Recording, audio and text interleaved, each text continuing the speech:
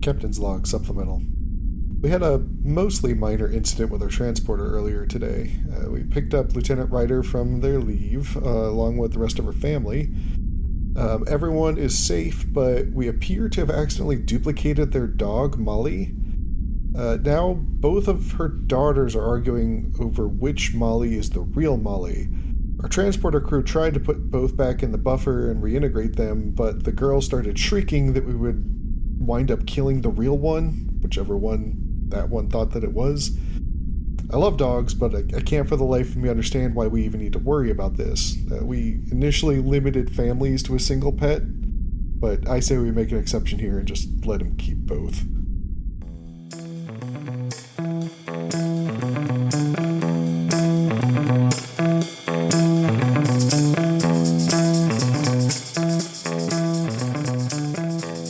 Welcome, everybody, to another episode of Captain's Log Supplemental. My name is Stanford. I am joined by my two co-hosts, Rob. Hello. And Chris. Hey there. We are also joined by our lovely producer, Mariah. Hi there. To get the boring stuff out of the way first, we are a Star Trek rewatch podcast. We're rewatching all of Star Trek in chronological order. We have started with Enterprise. We are on season 3 of Enterprise, so we're getting to the end of this part of the nightmare. If you like what you hear, or if you don't, I don't care. Give us a rating, give us a review, tell your friends about us. Go check out our YouTube channel. All of the episodes are now being posted on YouTube as I go live with them. So I am catching up on the older ones, but I am also pushing the ones that we are doing on Mondays, like live. So if you listening on YouTube is your thing, which apparently it is for some people, then you're welcome to grab our podcast there as like videos. Coolio. Yeah, I'm doing YouTube short thingies too, so yeah, we're getting a little bit of engagement off that too. I'm hoping to get a little more audience for this wonderful podcast that we've got going here. We are the best. You're so, like, social media savvy. Yeah, let me tell you.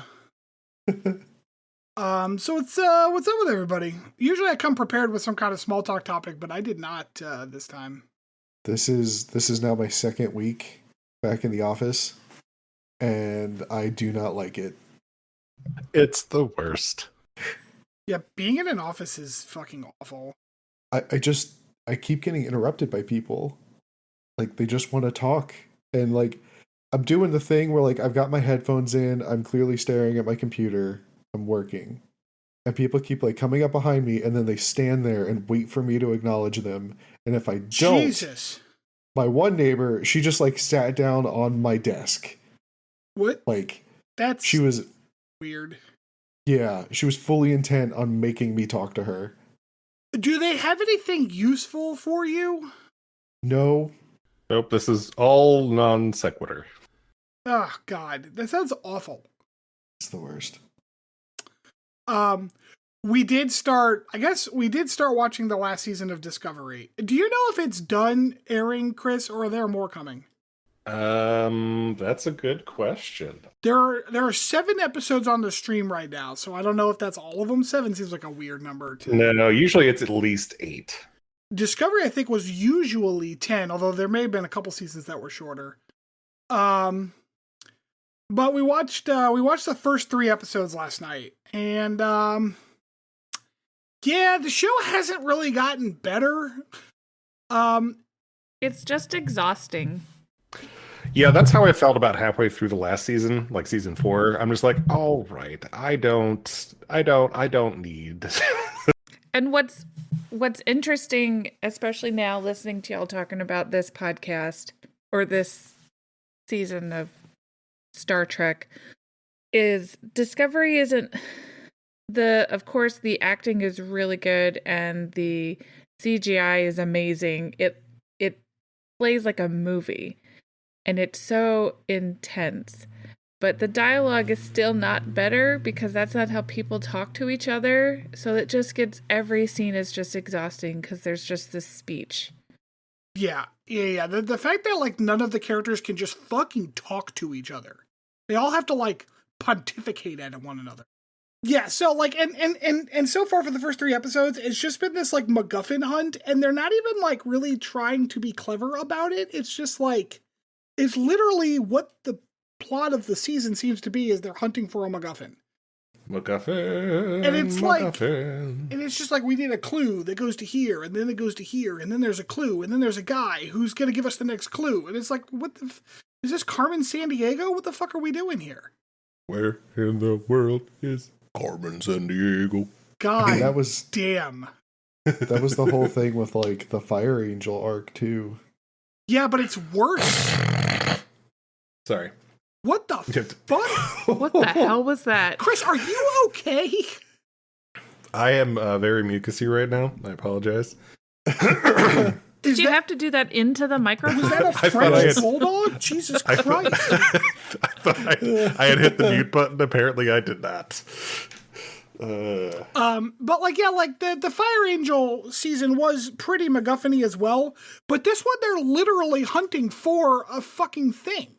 Like it's a little puzzle they have to put together, and it's I don't know, it's just dumb.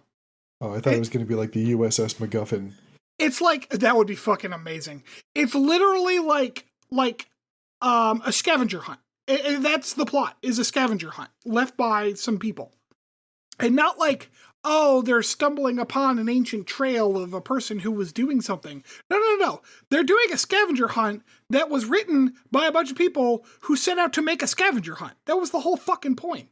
There's been riddles and shit. It's been stupid. Like, this is not what I signed up for. Man, just show me some spaceships and shit. Let's go. So yeah, Star Trek. We do love that show. Oh, man. Anyways, this week's episode of Enterprise is called The Exile, and we open with Hoshi getting ghosted. Yeah, she's just hearing voices. A little shadowy figure happening. Yeah. And I can immediately tell this is gonna be a classic Enterprise creeper episode. Yeah, I was really worried this was going to turn into like an Enterprise Ronin ghost encounter. I will say, I was worried it was going to be worse. Yeah. Yeah. Because it could have been. It could have been much worse. It was not, though. Yeah, instead we just get Enterprise Beauty and the Beast episode. Yeah. That was immediately what I thought about. Yeah, if the Beast had like crab legs sticking off of his head. And finger fronds. So yeah, we open with Hoshi hearing things and then seeing a ghost, and we cut from her like being very freaked out by that into a jangly Faith of the Heart. It's never not jarring. Unless the cold open is going to be at a barbecue with a banjo, this new take on Faith of the Heart cannot be a jarring transition. Yeah, or cannot not be. Yeah. Like, what if they're on like Risa, like on a beach or something? Would it work then? No, I feel like Risa, it's too futuristic. And too sensual. It's like, oh yeah, we're going to get it on. Here we go. Jangly steel guitar. Oh, Jesus Christ. I almost dropped my entire water onto my computer. That would have been bad. Yeah, don't recommend that. My old computer was just vented on the sides, but my new computer has a big old vent on the top. All that watery goodness can get down into the computer. Just water cooling. Yeah, it's liquid cooling. It's fine. Liquid cooled. It is a liquid cooled computer. Yeah, it'll be fine then. So we get back to out of the opening to Paul and Archer discussing a revelation she has had about like how the anomalies are mapped around the sphere, and she's like, I think there's a second sphere based on how these anomalies, which like cool, but also did no one else who lives here like figure this out? It doesn't seem very hard. Like they're not smart. It's fine. The Enterprise has only been here for a few months. There are people who've lived their entire civilizations in this fucking expanse, and none of them figured it out. Well, you see, it's the human, just thirst for discovery and exploration, and I don't fucking know. What'd you say, Rob? Oh, I don't remember. Oh, okay, good times. Hoshi is then kind of telling Reed about her experience. Reed is the least comforting person in the world. Yeah. What? A British person? Right. No. So then she goes to Dr. Phlox, and Dr. Phlox is basically like, well, what I can tell you is you seem like you're a crazy bitch.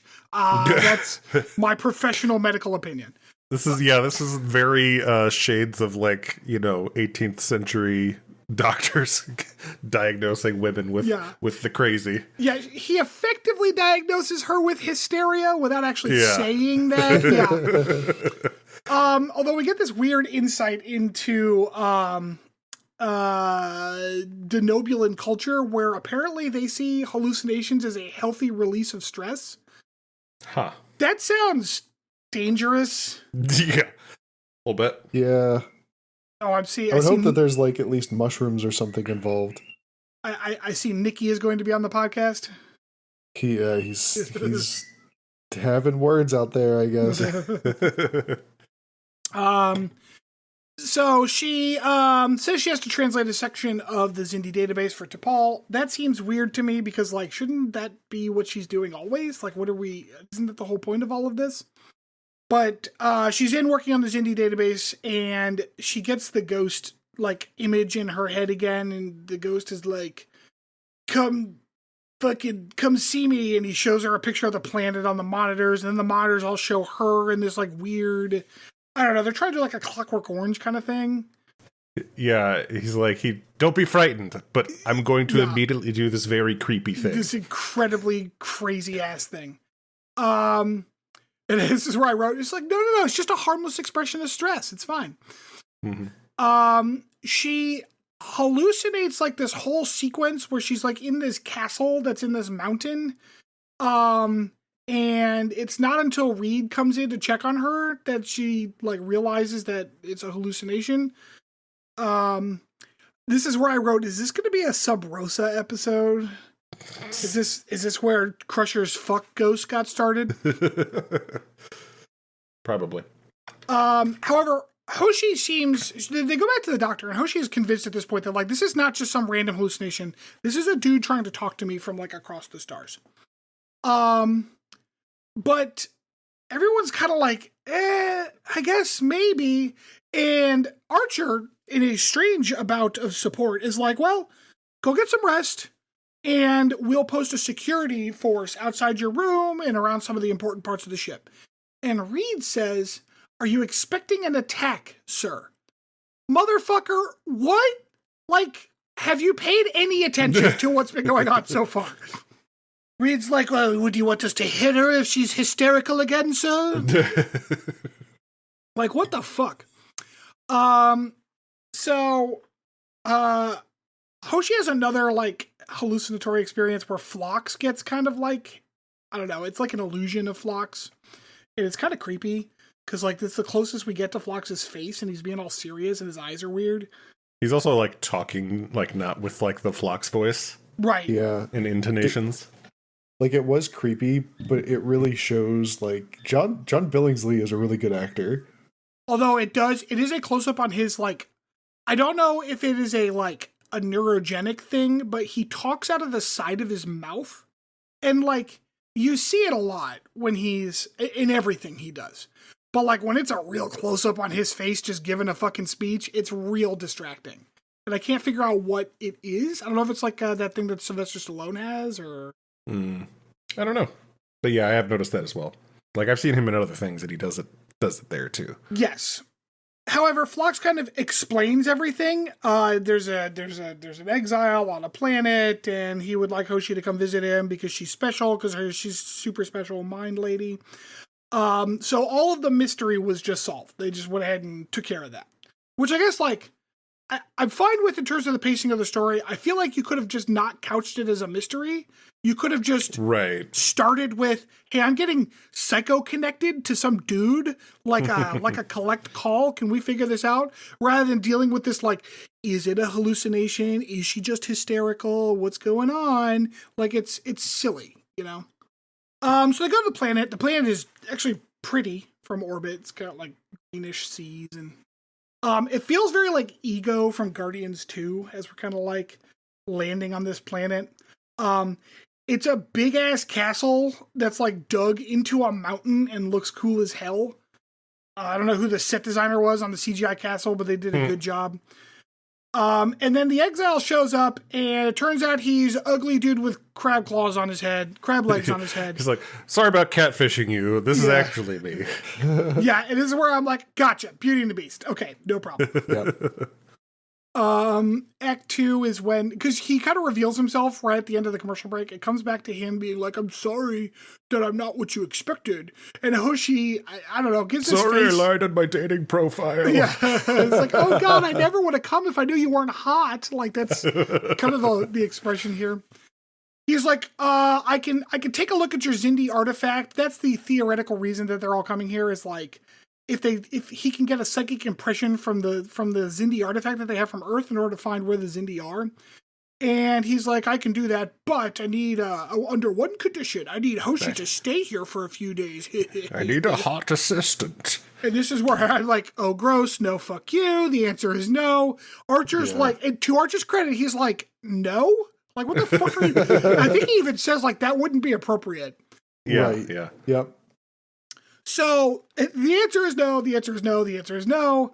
But Hoshi's like, look, Captain, like, I can hang out in this awesome castle for a few days. It's fine. I'll just avoid his creepy fingers. In various sundresses. Yeah, it'll be fine. And Archer's like, only if you're sure. And she's like, yeah. So they go back up to Enterprise, and T'Pol's like, so anyways, we got nothing to do for a few days. Let's go check out this fucking sphere. And they leave Hoshi on the planet. Like, alone. They leave orbit. They go away, like light years away from her, which is the part where I'm like, what the fuck? Like, this couldn't wait? Or if it couldn't wait, grab Hoshi and tell this dude that we'll be right back. Like, Or just bring the dude with. well, he has to stay on the castle, Rob. Why? Reason, shut up. Because if he's kind of tall, and if he was on Enterprise, his crab legs would get caught in the light fixtures.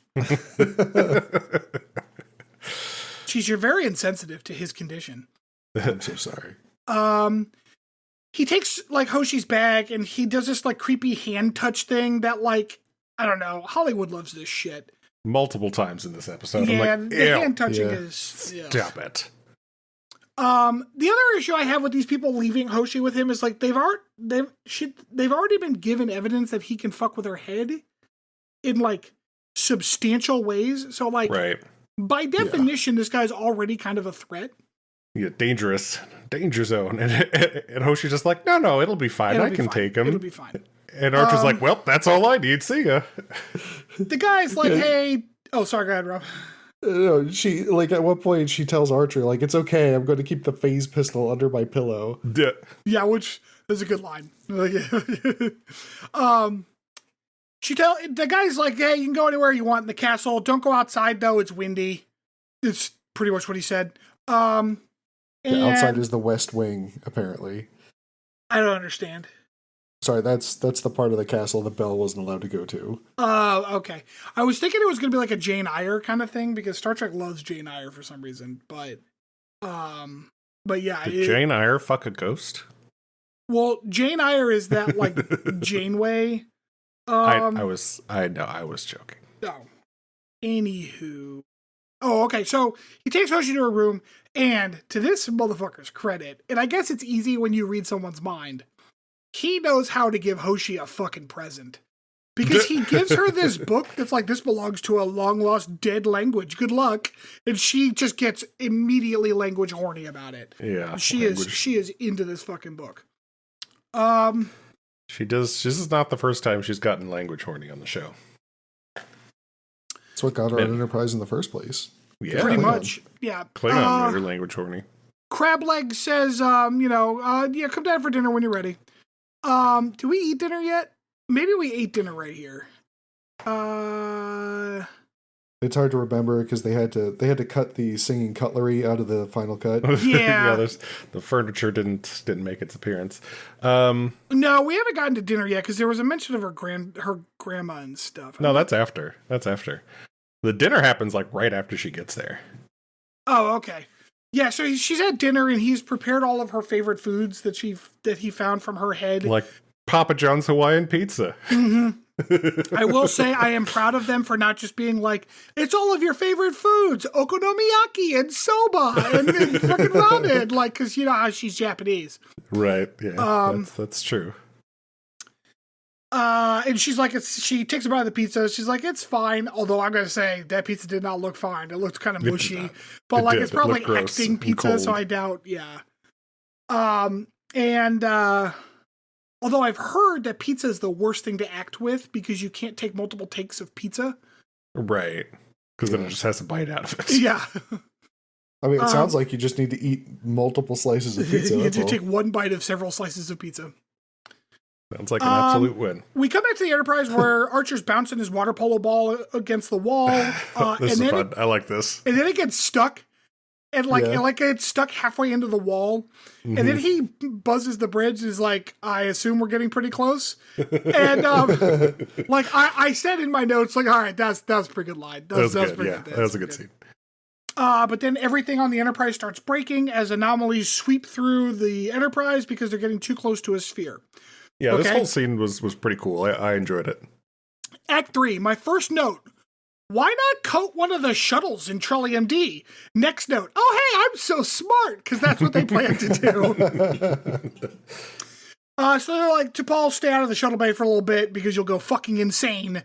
We're gonna coat one of the shuttles in Trolley MD because the anomalies near the sphere are much worse than the ones near the sphere that they had been to before. And they're afraid that it will literally tear the Enterprise apart. And since they can't coat the Enterprise in Trolley MD because T'Pol will go insane in the membrane, they're going to take a little shuttle through. This is where we cut to, like, nightgown Hoshi. Although, it turns out it's not really a nightgown because she's wearing, dress. She's wearing full-on pumps. But it is, like, a single-color silk dress that, one like, of goes several to her thighs. Had. So yeah, one of several, yeah. It basically looks like a slip that she's wearing pumps with. Why did she bring just like night dresses to this castle? Yeah, like, I guess like she knew he was being creepy when she decided to stay. Like you'd think she was like, I'm bringing nothing but my uniforms. Right. Like why does she have anything else but a uniform? This is a mission. Like it's not a vacation. She's apparently and this is where I ask, how the absolute fuck is she translating a book with no context? That's literally impossible. Because she's working her way through this book, and this guy's like, how do you like it? And she's like, it's good. I'm like halfway through. What the fuck are you talking about? You can't. It's just meaningless without any context whatsoever. It reminds me of, there's this like manuscript that exists that's like written in some language nobody understands, and no one can translate it, and it's like a famous manuscript. It's got like all old drawings, and the characters in it are fucking weird, and it's got drawings of plants no one's ever seen before. This is a real life thing. I'm not like making this up. This is a real thing that exists. The Voynich manuscript. There it is. It's one of those things that's like, it's actually kind of creepy when you look at it because it's like, ew, it's weird that no one understands this. Just some dudes who were like really high one time just wrote it all well, down. And that's one of the theories is it's like a joke or like it's a hoax. But like we know the thing is hundreds of years old. So like the hoax of it is written from like the Middle Ages, you know, or however old it is. I don't know for certain. Looks or like it's like carbon dated to 1400s. There you go. Or sounds like somebody got really high in the 1400s. Yeah, or it's like it's actually the first science fiction book, and nobody can translate it to figure it out because it's got like, you know, plants and animals that no one's ever seen and stuff. So it's like, oh, it could just be like a fantasy book or whatever, but in a dead language. It's fucking weird. And the other thing is like it's a book, like so this person wrote a book in a, you know, like Rob said, the 1400s, but we have no extant examples of this language anywhere else in the world. That's, like I said, it's a little creepy when you think about it. But anyways, this book that Hoshi is translating should be as impossible to translate because, again, you got nothing to go on. It's just pictures or symbols, you know? Well, you know, we got universal translators that don't really have context either, so. So she decides that she's going to start walking around the castle to kind of just like explore the grounds a little bit. She finds the crab legs working on the Zindi device. He's using a like telepathic channeling orb. Now, the reason he is on this planet is because he is one of a very rare person on his homeworld that is born with telepathic gifts. Okay, 1 in 50 million people, and they don't like them anywhere near their homeworld because I guess if they're like this guy, I don't blame him. Jesus. Well, yeah, but so what they do is they exile them to other planets. Now, my question is, who makes these telepathic tools? Because obviously his species doesn't fucking like want telepaths anywhere near them. So who gave him the magic telepath orb? Maybe one of his ex-girlfriends. His companions. I didn't want to say girlfriend because that makes it worse. I have interesting perspectives on some of this later. But he's like, this helps me to talk across the stars or whatever with my brain. And Hoshi's like, can you show me? And he's like, I don't see why not. Then he says like, okay, close your eyes, hold this and try to look for shapes, but you're trying too hard to find the shapes. And she's like, it's fucking weird. Then she goes through a mental stock footage library of like a bunch of random shit. Right. I'm like, hey, I remember these episodes. Yeah. A lot of them are clips from Enterprise. Yeah. The guy's like, that was a good, she's like, wow, that was crazy. And how do you make sense of it all? And he's like, with practice. And then he's like, here, let me show you. And then he puts his hand on top of hers and she gets kind of creeped out. She's like, okay, never mind. Fuck you. Yeah. It's like, I didn't ask you to be gross. Come on. And to his credit, although limited as it is, he doesn't push. He's like, I'm sorry, come back if you want some more company. But, he lets her leave. She wanders around the castle a little bit. This is when I realize she's in pumps because she's in like 3 or 4 inch heels. And yeah, just walking around the house heels. Yeah. Well, yeah, exactly. There's some weird kind of Lord of the Rings music going on here. I don't know who chose the music, but it's very un-Star Trek. He told her to not go outside, but she goes outside. Obviously, Chekhov's, don't go outside statement. And she finds graves outside, like burial graves.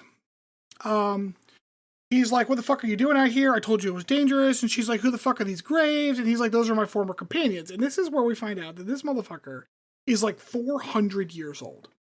And so he had one companion, but so the graves are buried companions of his. There were 3 or 4 of them. He didn't kill them. He just outlived them. But he pointed out that they lived here and they liked being with me, but at first a couple of them were a little resistant. It's like, yeah, I was gonna say. So he says he just outlived them. He says he just outlived them. I don't know, man. I don't know. And then he brings her dead grandpa up for some reason, and it's like, ew, don't bring her dead grandpa into this. Yes, it's very. I mean, and obviously this is intentional. This is what they're going for, but ew. Yeah, and he kind of says something to the effect of you'll have plenty of time to think on it, implying that she's not going to get to leave. Yeah, although very she doesn't ominous respond to that the way I would have expected, so I don't know if that was intentional or not. The proper response was the fuck you say? Yeah, exactly. But she basically excuses herself to her room, and I don't think comes out again until she expects the Enterprise to show up. We come back to the shuttle pod with Trip and Archer. They have some trouble getting through the cloaking field around the sphere. But they managed to punch through and find another Death Star. There's this weird kind of moment where they're both like, whoa, look at that. But they've already seen this before, so I don't know why they were stunned. They knew what was going to be here. T'Pol is helping them guide them in, but she's still looking at it from a view that is zoomed out to several light years. So I don't know how she's helping them. But I guess, I don't know. She's a Vulcan. She can do whatever. They land on the outside of the Death Star. Well, because their scanners were busted from going through the space turbulence. Yeah, the whole reason they're here is to get scans so that T'Pol can make an accurate map of the area and the anomalies, so that, theoretically, if they have an existing useful map of the anomalies, they don't need to code anything in TrellEMD. They'll just avoid the anomalies. Mm-hmm. Yep, so the scanners are broke, so they can't fix them unless they get to the outside, so they have to land on the sphere. This fucking scene, man. So they land on It was so great. They land on the sphere, and they're trying to fix the scanners. The reason they land is because Trip has to access something on the underside of the shuttle. I don't know why they can't just do that in 0G. They have magnet boots and stuff, but for whatever reason, they're like, well, we'll land so he can fix it. They land, he starts fixing it, but he pops out some kind of relay or some shit, and one of the thrusters starts going, and the shuttle pod starts slowly lifting off of the sphere, and Trip is staring at it like, Cab, what the fuck? And they're both kind of looking at it, and I'm like, can someone go grab it? Just go run up and grab it. They decide that and then it starts going up off the sphere. It starts spinning because only one thruster is active. And Archer has Trip hey, can we take off without that thruster? And Trip's like, yeah, it'll be tough, but I think I can do it. So then they start shooting the shuttle pod. And I don't know. If the CGI was a little better, I don't think this would have been that bad of a scene, because it was kind of funny. And appropriately Star Trek-y in its slapstickiness. But they finally shoot the thruster, and that then the shuttle, because the sphere is big enough to have some gravity, so the shuttle falls back down to the sphere and bounces towards them. Like it's made of fucking rubber. Yeah. Why did it bounce toward them, though? I couldn't figure that out. Because we had to do that cinematic, the thing slides to a stop right next to them, because they make no effort to get out of the way. Yeah. Not even a cool little. guys don't look at explosions. Or something like that. Okay, so so they both kind of ooh, that was close. We cut back to Hoshi, who's reading a book on her bed. The Crablegs comes in and is like, the Enterprise will be here in a few minutes. Have you changed your mind? And Hoshi's like, nah. And he's like, okay. And this is where I'm like, okay, this is going to get gaslighty and gross real quick. Yeah.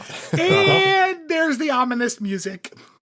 Obviously, fake Archer shows up in her room. So obviously fake Archer. She doesn't know that it's fake Archer, which, to be fair, who can tell with Scott Bakula's general accent? But he's like, Hoshi, I think you should stay here. And she's like, no. And he's like, yeah, you should stay here because he's going to keep feeding us information about the Xindi and we need to go. We'll come get you when we're done. And Hoshi's like, I guess, but let me go get my things off the ship. And fake Archer's like, no, we'll bring your shit down here. Don't worry. And she's like, but okay, I want to say goodbye to everybody. Can I go say goodbye to everyone? Or just there's no time. There's no time for goodbyes, you fucking bitch. And then she's by the way, I just want to point out, this is the exact stuff that people get trained on for looking for fraud. Fake sense of urgency. Right. Yeah. Somehow, the Enterprise actually does show up in orbit, and somehow he shuts their ship down. It wasn't clear whether he was using his telepathicness or some kind of technology to do this, but somehow he shuts the Enterprise down and then threatens Hoshi with that. Yeah. Yeah, it was never pictured, so I just kind of assumed he was using his mind bullets. Right. Yeah. But, yeah. Mind bullets. Hoshi says no enough times that he's finally like, well, fine. And he powers the Enterprise back up and sends her back. She's like, I'll smash your fucking glowy egg thing. Oh, that's right. She threatens to smash his tool. And he's like, that's an empty threat because I've already got you here. And she's, what about when I die in 60 years? Yeah, basically, yeah. And he's like, oh, fuck, 60 years. Oh, shit, that's right. You're a short-lived species. She convinces him basically to let her go. And she gets back up to the Enterprise, and she's basically like, sorry, he didn't give me very much data because of this. And Archer's like, that's totally fine. Like, it's fine. We will figure it out. Sorry about leaving you there. Okay, bye. In the meantime, T'Pol is looking for the spheres, and she does her calculations and finds out that there's like a lot of them. And she's like, I think there's going to be 50 of them. And Archer goes, 50 man-made spheres? No, motherfucker. Not man-made. That was kind of the whole point. But like, I don't know who the fuck wrote that line. Come on, man. But there's 50 spheres, and she figures it all out with using these two. And the map of the anomaly is great. Awesome. It's kind of like this moment of revelation, but it's also like, yeah, whatever. And then the last scene is, well, the second to last scene is Hoshi getting visited by crab legs again. And he's like, she's like, I told you not to fucking call me. And he's like, this will be the last time, I swear. But he I guess he feels bad, so he gives her the Zindi information anyways. And she goes over to Archer and is like, hey, Archer, hey, crab legs came and saw me. And Archer, to his credit, looks fucking mad about it. He's like, I guess we're just gonna go back and glass his planet. Like, fuck this fucking guy.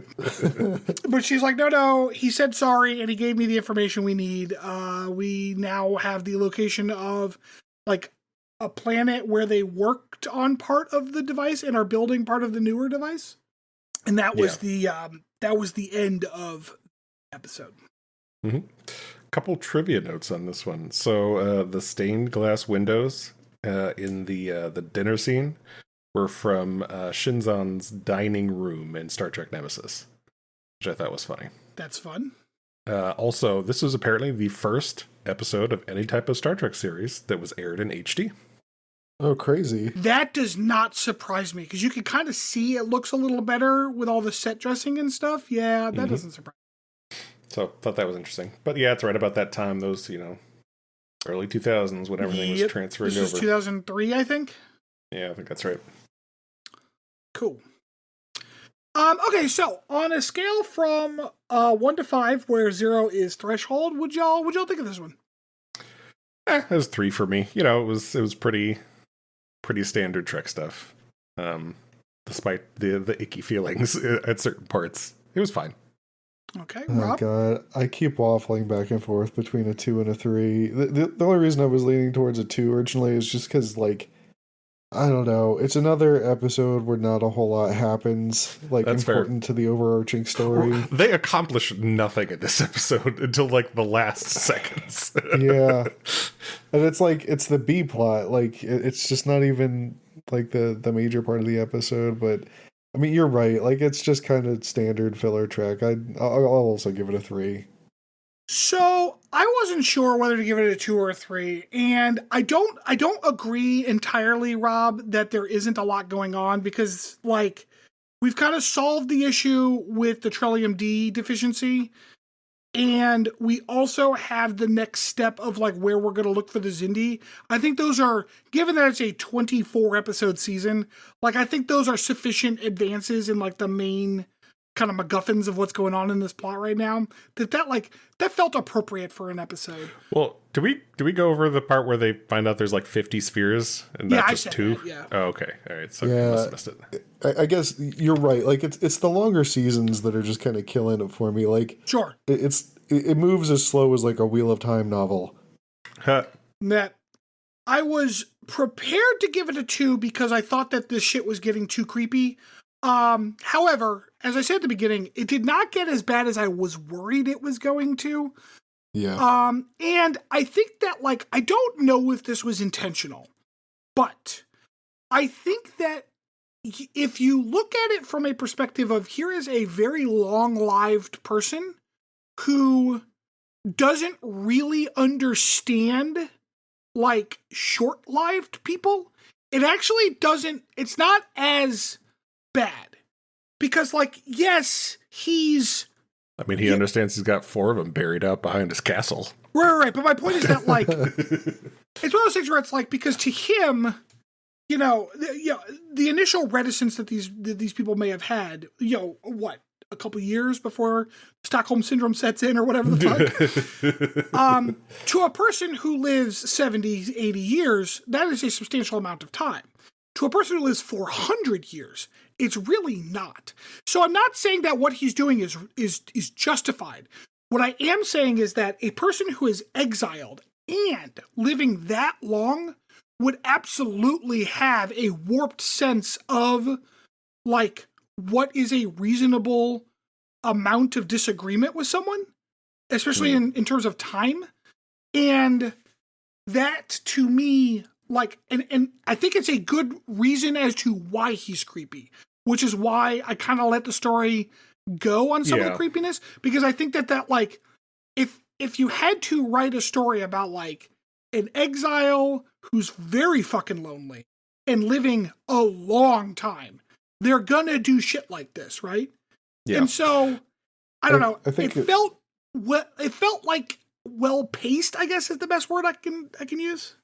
I think it's important that the horniest that they got was like him, like, creepily touching her hand. I think that helps it not be offensive. Like, icky feeling intentionally, but not super offensive or anything. Yeah, so. If he had like hallucination fucked her, like, that would have been bad. I would have immediately dropped it down to a 2 or a 1 for that. Like, that's unacceptable.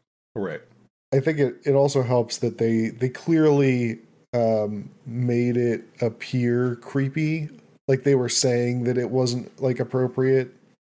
One of the characters actually says that it's not appropriate. Yeah, there was never a moral conundrum here as to whether or not she should stay. Like, it was pretty clear that was wrong. Yeah. It didn't dip into, like, classic Hollywood, you know, women are property type situation. Right. And that's why I have a hard time calling it a classic Beauty and the Beast story, because, like, it actually throws off that trope at the end.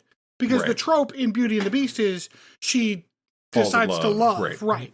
Which is extraordinarily problematic. Plus, she looks incredibly disappointed when he turns into just some lame dude instead of that sexy bulldog she fell in love with. There's a whole meme about how, like, her face, it's like the disappointment when he turns into some random dude.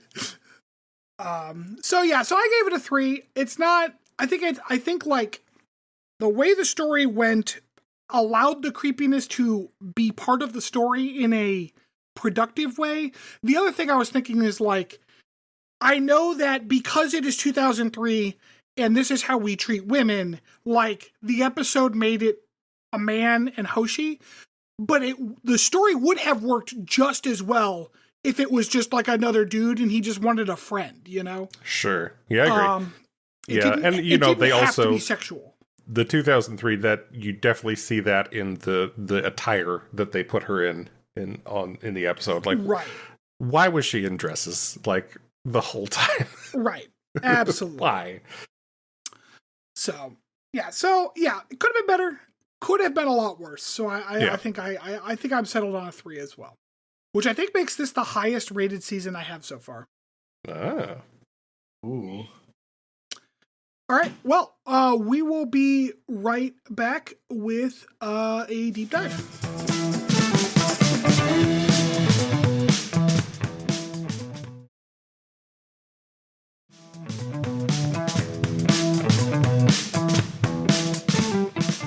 Welcome back, everybody. So, today's deep dive for me is going to feel a little potpourri adjacent, but it was actually kind of Mariah's idea, because it came from a discussion I was having with my siblings who came to visit me today,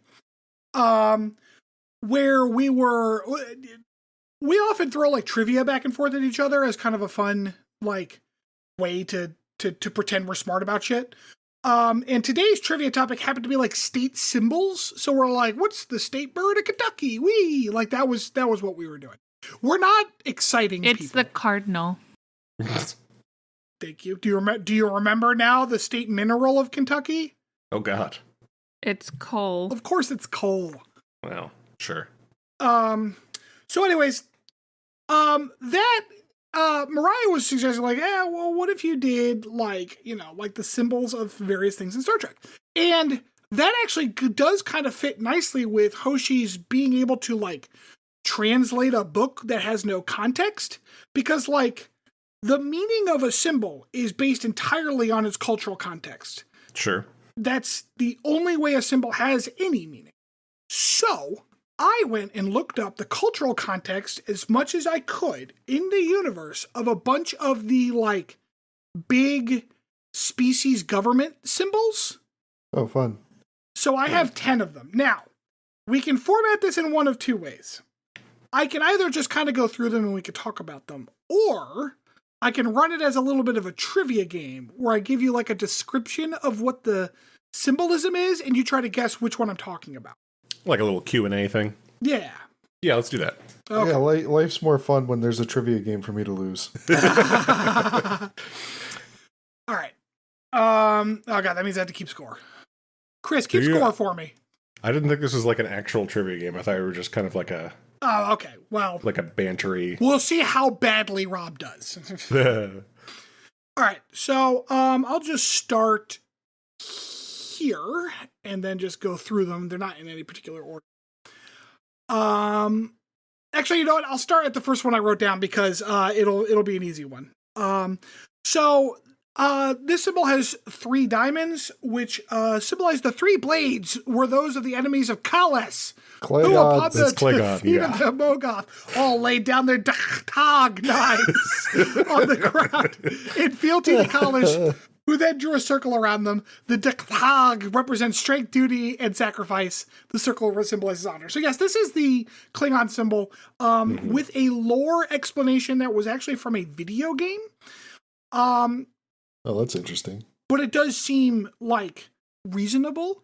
I've always, as kind of a personal note, I've always really liked the Klingon symbol. I had a baseball hat with it that I got in Vegas when I was in like middle school.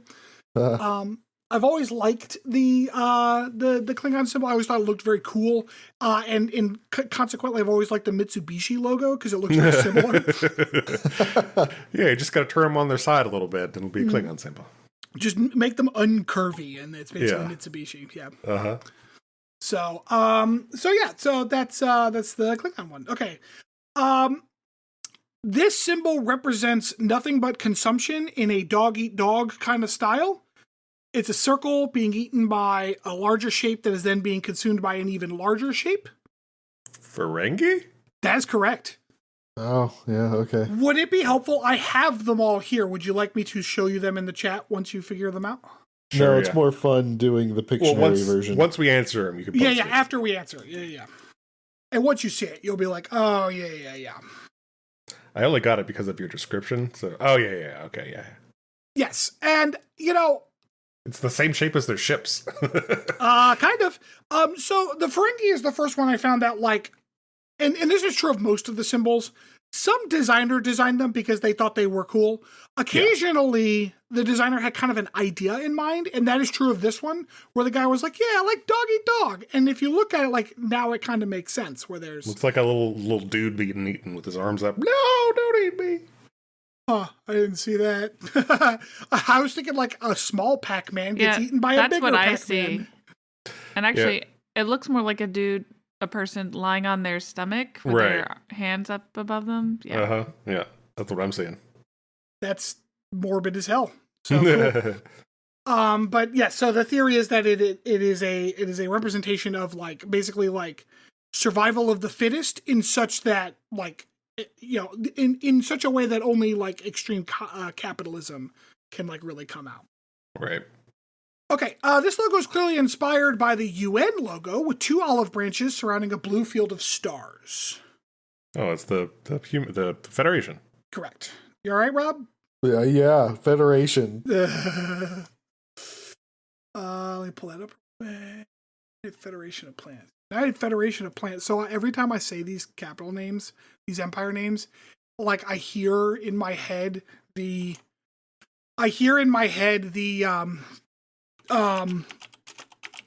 voices and sounds from Birth of the Federation. Was that voice acted? Only a little bit. It was like that classic like 4X game where they voiced like a couple of the big events and stuff. So that is the Federation symbol. There is no consensus on what. So basically, there are 3 prominent stars, right? And behind it this one's a little looser, so I don't know where this particular symbol comes from. But behind it, there are stars that are generally kind of laid out in like a galactic elliptical, and then there are some other stars kind of scattered around. The design intent of this logo was never expressly given. So people have often wondered, like, what do the 3 stars represent? As we will find out in this show, there are 4 founding species of the Federation.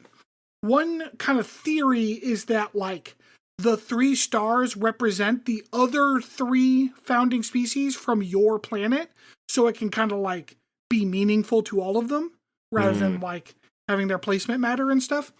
Another theory is that those stars actually stand for values of equality, compassion, and knowledge, which are, like, the 3 core values of the Federation. But, like, it is never actually in the canon explained what those are. But there are always 3 stars prominently displayed, and then behind them are generally a bunch of smaller stars with variances through the years as different designers have made. I know what the stars are. Oh, Your mom. Yeah, it's Archer, Trip, and T'Pol.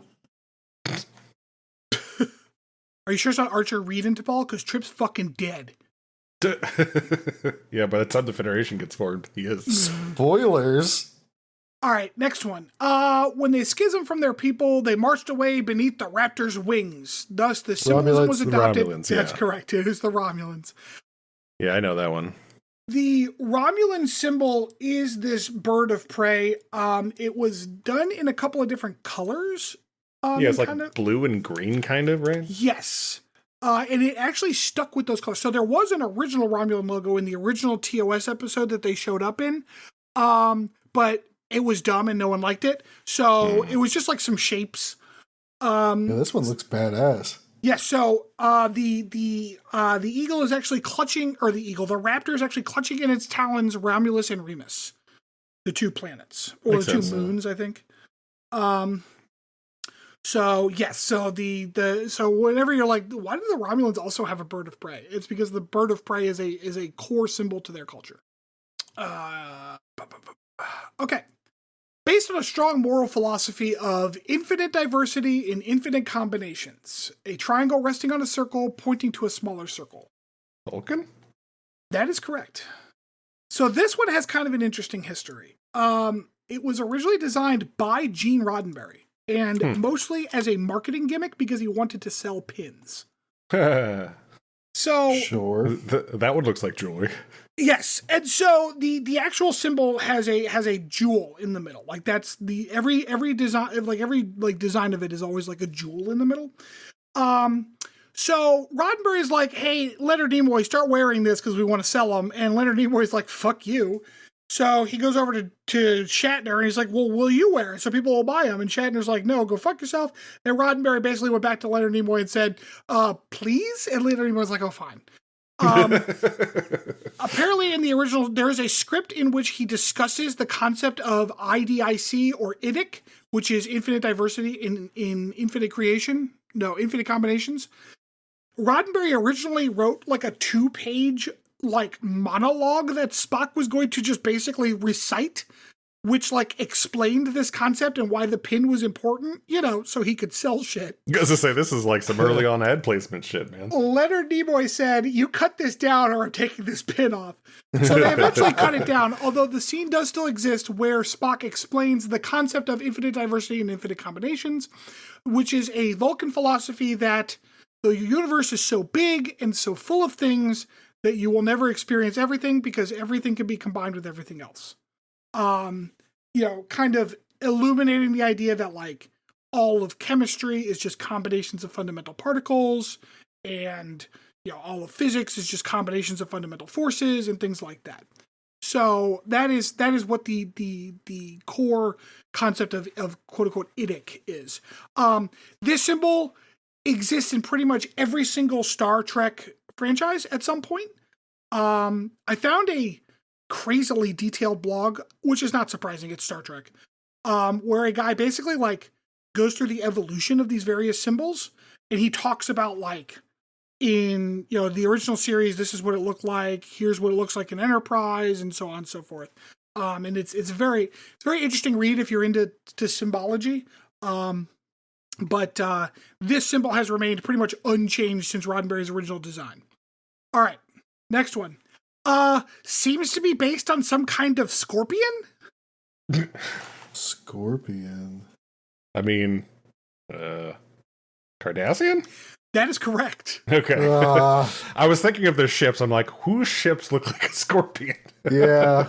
So it is never actually outlined what this is, whether it is some kind of scorpion or some kind of like fish, manta ray kind of thing. It does. It looks like their ships. Yes. Yeah, it does. So the guy who originally designed it was thinking of a scorpion when he was designing it, but he was also thinking when he designed the symbol and the ships at like the same time, and he was thinking about like Egyptian ankhs and stuff when he was designing their ships, which is why actually the phaser emitters on Cardassian ships are pyramids. So there's a fun little trivia for you. Oh. Yeah, it is a bit Ankh shaped, isn't it? However, the best that I can, kind of figure out is that it is in fact some kind of scorpion from like the Cardassian home world. The Cardassian home world is very wet and like jungly, I guess. So like there are scorpions in the jungle, I mean, they're in the desert too. It really wouldn't have mattered what they had, except for like if it was like a frozen tundra, that would be weird to have a scorpion there. It's very hot too. Sorry, I'm hot and humid. So there is no actual like canon lore on this, but given that the Cardassian Union's kind of ethos is a lot of like obvious power and weaponry, a scorpion does make sense because a scorpion looks intimidating, like on its surface, there are plenty of animals in the animal kingdom that are like venomous that don't look scary until they actually fuck you up. A scorpion looks like it's going to fuck you up. Right. Got pinchers and nasty tail and all that. Yeah. Exactly. So it does fit the Cardassian ethos of, power and kind of like the nicest way to say it is a lack of subtlety. Sure. When it comes to how their government and society is structured. Much more so in my opinion than like a stingray. So, but yeah, pretty cool. A wormhole, this is the next symbol. A wormhole features very, that's right, yeah. A wormhole features very prominently as the source of their religion. The Bajoran logo, there's a couple of different versions of it. Let me pull it up. So there's a couple different versions of it. Some of them don't have the like swirls to indicate that it is a wormhole. Some of them just kind of have them as planets. But it is kind of an egg-shaped design with a wormhole at the bottom emanating something out like above it. The concept of the caregivers, whatever they fucking were called. No, not caretakers. That was Voyager. What were that was the prophets? Voyager. The prophets. The hourglass shaped and alien things in the wormhole have always kind of meddled in the Bajoran society and like made their religion and stuff because I guess they were bored. I think was the ultimate reason. So it is of no surprise, of course, that the Bajoran the Bajoran symbol would be a wormhole. Given that a lot of Bajor's identity in the post-Cardassian occupation is also based on this wormhole, it's even less surprising. Because while Bajor had myths and legends of the wormhole, it was not actually like truly, like proven and solidified as a trade route and whatnot until the pilot episode of DS9, basically. Right. Okay, a red claw superimposed over a lattice of computer circuitry. Origin is a little ambiguous, but it is implied that a dominant living tissue hand is backed up by technological adaptation. The Borg? That is correct. The Borg have a symbol? The Borg have a logo. And I knew this before tonight because, and you probably recognize it as soon as you see it. I knew that before tonight because it's in a lot of the video games and stuff. Oh, okay. Like I try to remember like the episodes if they. Oh yeah, okay, yeah. But it does show up in some of the episodes. It is in fact a Borg logo, although there is some dispute as to whether or not it like like, why do the Borg have a logo? Right, Like, exactly. did they assimilate a graphics designer and that's just what popped out? However, people did make a I saw some convincing arguments that were like, well, the Borg are not, and this is something that gets kind of missed, is that the Borg are not necessarily like devoid of aesthetic and emotion. They just have so many species and they are one person, right?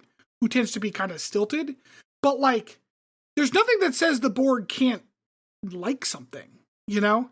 And there's lots of evidence that like they kind of do, because they do the whole Locutus thing. Sure. And the Borg Queen likes to fuck with Janeway. Like, if the Borg are effectively a single consciousness, there's no reason that consciousness can't have some tastes. Whether or not they are in good taste or not is Sure. rather subjective. But like, maybe they just like it, you know? But other people were pointing out that like, even if the Borg don't necessarily need a logo, they obviously use languages to talk to other species. So like, having a symbol that you like represents them would mean something to other species. So then why not do this too, you know? Because they go through the effort of using other languages. Because there is the Borg can talk to each other without ever talking. And yet they do still talk English when they're talking at the Federation, right? Sure. So, yeah. I was gonna guess Borg. I'm like, did the Borg have a symbol? It's so weird that they do. Like, I remember there being one like in the games, but I didn't know if they just made that for the games because everybody in the games had one. But this plaque here with the yellow computer lines underneath the red hand is actually in the very first episode with the Borg. Interesting. Q who? Q who? Q Hugh. Two more. The next one represents a general layout of the planetary system orbiting their binary star. Andorian? That is correct. I had more clues. I didn't know if that would give to you. Yeah, I knew I knew they were at a binary star. So their logo is blue because their skin is blue, I guess. Sure. Yeah. It occurs to me that like Andoria uses a lot of blue in their motifs, which, like, thinking about it, that's weird, right? Because it's not like anyone's got like a flesh colored like logo or anything right here on Earth. But yeah, so the Andorians live on an icy moon of a gas giant. The moons of Andoria are a famous like expression throughout Star Trek. So the implication is that like their system has a lot of large planets with a bunch of moons. So that's what this symbol kind of shows. It is a rough map of their system. Sure. I don't know which one is theirs, like but that is the general concept. Again, it's weird to have your flesh be the inspiration for your color palette. All right, last one. It seems to be a bit of their script, perhaps very heavily stylized. It's blocky, like much of their technology. It is actually kind of a square on its side with a bunch of random, like, geometrical lines through it. There's no... this has only shown up... It is not the Borg. This has only shown up in a handful of episodes, and mostly in later stuff. That's not ringing any bells for me. I'm just trying to think of like other races it could be that are like more, bigger races, but right. And you definitely, not only do we know these, we have seen them on this show. On this show. Huh. Drawn a blank. I have no idea. Here, let me put the symbol in. Maybe that'll help. The Suliban? It is not the Suliban. I have no idea. The Breen? You're on kind of a right track, but I'll just tell you. It is the Tellarite. Tellarite, okay. The Tellarite, the fourth founding member of the Federation. They do not get a symbol until Discovery. Interesting. They were never given one in Enterprise or any of the... Because they've shown up in pretty much every Star Trek. Right, they're always like ancillary, like aliens. They're always like background characters and shit. Yeah. But they do show up in Discovery kind of early on, and then they show up, this symbol does show up in Lower Decks as well. And Prodigy. So there isn't a lot known about this symbol other than it is Tellarite. The kind of like squares underneath with the weird kind of like patterns missing, they look like a Game of Life stuff. If the programmer there, that is actually Tellarite's script. So there's a thought that like that center white square is actually Tellarite writing, but kind of stylized. So it might just be like the word Tellarite or something of that nature, or Tellar or whatever their home planet is. But there is not any clear like lore that is given about this particular symbol. They're big Minecraft fans. So yeah, that's what I got. Kind of interesting stuff. I find Empire symbols to be kind of cool. I've always really liked them because in my brain, like, a designer sat down and thought about it and cranked out a symbol, and like they always have some kind of meaning, whether it is personal to the artists themselves or an idea of kind of like the lore behind what they're creating. So it's very cool when things have not only like interesting logos, but also very impactful and like long lasting logos. Star Wars is really good at this. Star Wars has a bunch of them. But like the Rebel Alliance logo is identifiable no matter where the fuck you go. You can see that. Yep. And I'm almost jealous of people's ability to slap logos together, because it is not an easy art. Like there is definitely a skill to that I've not learned. Okay, Chris, I thought you were going to say something. Oh, I was, but it wasn't a finished thought, so I withheld it. Well, that's no fun. All right. Well, does anyone have anything else about this? It was fun. All right, cool. Wait. Did I win? I think it was actually, I think Chris had 5, you had 4. Okay, neither of you got the Tellarite one. Yeah. Because I think it was tied up after Borg, but then he got the Andorian one. So, all right. We will take another break, and we will be back with Potpourri.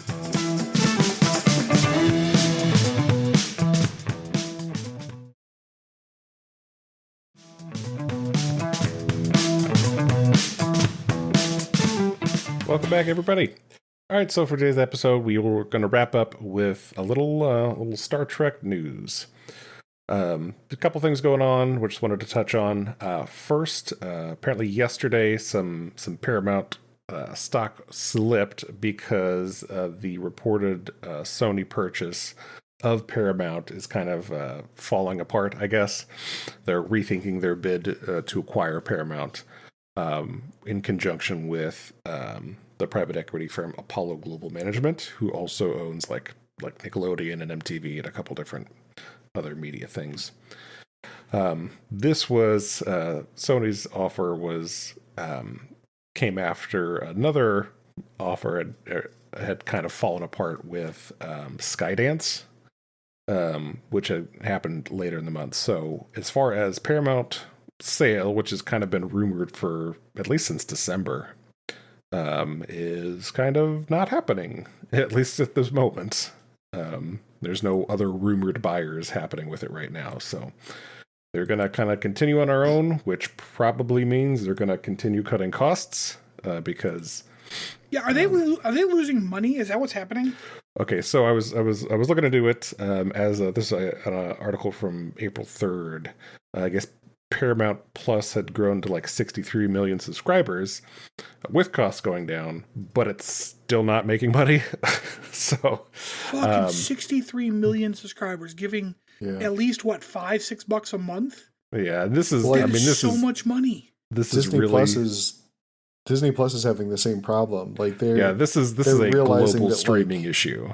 Yeah, streaming services in general are just obscenely expensive, and what now? And I don't know if y'all know this, because I certainly don't. But like, what is the overhead on stream? Like, what is the issue? Is it the actual bandwidth? So the problem is with how streaming services are, the way you make money is by attracting new subscribers, right? Well, I mean, you make money every month from the subscriptions. But like, sure. So I guess the only way you make new money is with new subscribers. But like, if I've got 1 million people giving me. we're getting into the problems of capitalism if we go down there. Sure, and I guess and that may be the actual answer is that like because it's not about maintaining, it's about growth, right? Because like if I have 1 million subscribers, I'm making $5 million a month. Period. Like I'm still making all of that money. Right. But to attract new subscribers, which is what they're trying to do, they have to make a lot of shows, and I guess like the production level for all these shows is quite high. So it's expensive. So it's definitely the production, though. It's not like the infrastructure costs. Yes. I mean, I'm sure they're not none, but like like that's the part they were talking about, and they were saying like costs have gone down, but yeah, it's mostly in the content production. Okay, interesting. I mean, having watched Discovery, like I'm not surprised that shit's expensive to make. Like, yeah. So who knows what the impact on Star Trek in general will be. Obviously, we've already felt some of that with Discovery being canceled after its 5th season, with Lower Decks being canceled as well. So who knows exactly what the long run is. I imagine they're not going to be any new series or anything like that isn't already planned anytime soon, at least until this Paramount gets sold or they fix their debt problem. Hey, but you know what? At least we're getting that Section 31 movie with Giorgio. Yep, it's. I got an idea. I got an idea to save money. What is it? What is it? It's not make that movie.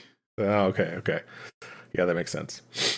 So yeah, we'll see what happens with that. Obviously, depending if they get sold, who buys them, will change whether it's just all the content being moved to a new streaming service or new content being made. But I'd imagine we're going to see a slowdown compared to the vast amount of new content that's come out over the last 4 years or so. On to some more fun and interesting news. Star Trek on May 9th won a Peabody Award. It was the Institutional Award. The Peabody Group's release for it was from a groundbreaking television series to an expansive collection of films, novels, comic books, and so much more. Star Trek has been delivering joy, wonder, and thought-provoking stories since the 1960s. With powerful anti-war and anti-discrimination messages, it has blazed trails for all science fiction franchises while winning over passionate fans across the globe. We're proud to honor Star Trek with Peabody's Institutional Award. Is it anti-war? I mean, sometimes. I'm sorry, a lot of the solutions throughout all of Star Trek, including the original series, seem to involve phasers. Like a lot of the solutions. You're not wrong. I will say they definitely do have episodes that focus on kind of the horrors and ramifications of war. But yeah, you're also not wrong. Yeah. I mean, the later episodes of DS9 were exclusively focused around war. So. Boy, I can't wait till we get there because I'm curious whether those are framed in the way to make it actually anti-war. Because like, there's been plenty of movies that are like, oh, the horrors of war, but are also like, but this is the cost that our brave men have to pay in order to keep us free. Like, well, and like even with Enterprise, like with the current arc that's going on, like.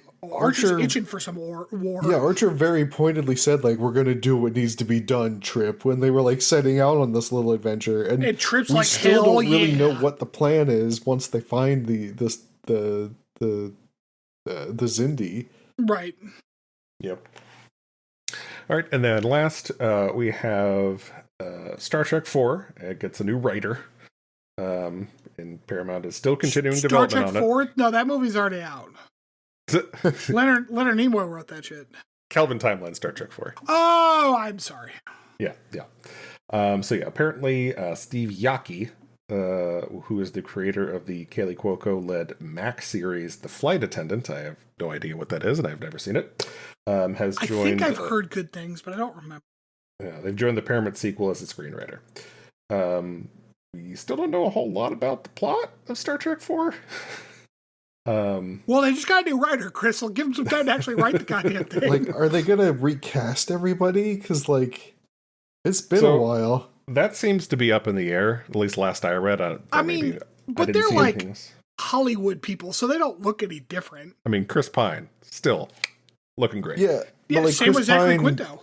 Yeah. He specifically said like he doesn't want any part in any more Star Trek movies. And I'm sure he's right until they show him how much money they're going to pay him. I mean, Will Shatner still trying to get back into Star Trek, so you know. So new writer, that's still coming supposedly. So we'll see if that actually comes to fruition. There's so little out there right now, so who knows? But yeah, that is what's going on in Star Trek news right now. I didn't know that the Peabody Award could be awarded to institutions. Yeah, that was a new one for me as well. That seems kind of vague. It's like, we're going to give this one to the Institution of Physics. Yay, physics. You've done a lot for us over the years, physics. It's an award. Oh, man. I don't know. The Paramount stuff is very like, I'm not worried about us because, well, first of all, we don't have any listeners. But second of all, like, we're not going to run out of content within a reasonable amount of time. So right. I'm not worried. I mean, what if Paramount Plus shuts down though, and like we don't have easy access to the media? Then we take to the seas. I was gonna say there may be a period at some point, especially like right after a sale if it happens, where it's not going to be accessible anywhere. I mean, that's kind of happened with Prodigy, right? Right. Like when it got sold, it had that few months where you couldn't watch it anywhere. So. And like if Paramount breaks up and starts selling off IPs, there's no fucking way no one's gonna pick up Star Trek. Yeah, absolutely. Yeah. Disney sure. might pick it up. Like Amazon already has a lot of it in their library. Yeah, no. I mean pick up the IP as like an owner of the IP. Right. Oh. Like I don't know what Paramount is doing that they're not able to monetize Star Trek appropriately. Yeah. Oh, by the way, I looked it up. The Peabody's Institutional Award, the description of it is the Institutional Award recognizes institutions and organizations as well as series and programs for their enduring body of work and their lasting impact on the media landscape and the public imagination. Huh. I mean, you can't argue with that. Like, it's actually surprising that Star Trek didn't get one earlier. Yeah. So yeah, like somebody will pick up Star Trek. It's like, it's one of those things where it's like, how the fuck are you not able to make money off of this? Why aren't there more video games? You know, why aren't there more? Like, why aren't you making more cheaper shit? Like Prodigy, I know it's like CGI and stuff, so it can't be as expensive as like Discovery, but it's it's good content, you know, like. The funny thing is, Paramount has been making video games over the last couple of years, but they've all just been like crappy mobile games. Yeah, and like they're still like trying to milk what's left of Star Trek Online. And I think that's part of the problem, right? They're investing very little into anything but it seems like the shows for the streaming platform, which they're not getting money on. So. Right, they should pull a D&D and get like a studio to make them something like Larian did. Yeah, absolutely. We could do it. We could do it. Totally. We could. Totally. We'll like. Well, hold on. We got time. What would be your favorites? Like, what would be a good Star Trek game that like doesn't exist, at least in the current realm? Like, it's okay if the game existed before but is now dead. Chris, I made a mistake. Oh no, I got it. Transporter Bejeweled, where if you screw up, you wind up with two people. No, hold on. Let him cook. There's no bad ideas. I think this one might be on something. If you get a Tuvix, do you lose or do you win? Which one is it? It depends on how you feel about the situation. Yeah, you can either lose 2 crew members or kill Tuvix and we all lose. Or do we all win? Like, thinking back on that episode, there's a lot of people who are like, she committed murder. And I'm like, I'm not sure I agree. Yeah, like, I also don't agree. This is not a clear-cut thing. And I think they, like, it's a surprisingly interesting moral conundrum. Yeah, it is a good moral conundrum, because I don't think there is a right answer, except that it was to kill Tuvix and Janeway did nothing wrong. Oh shit. I didn't realize we had a Tuvix murder apologist in our chat. Wolf 359 was an inside job.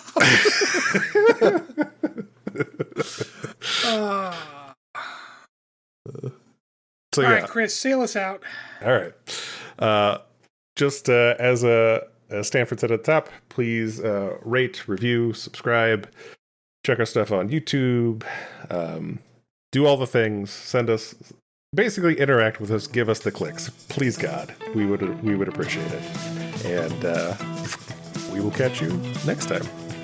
All right, everybody. Bye-bye.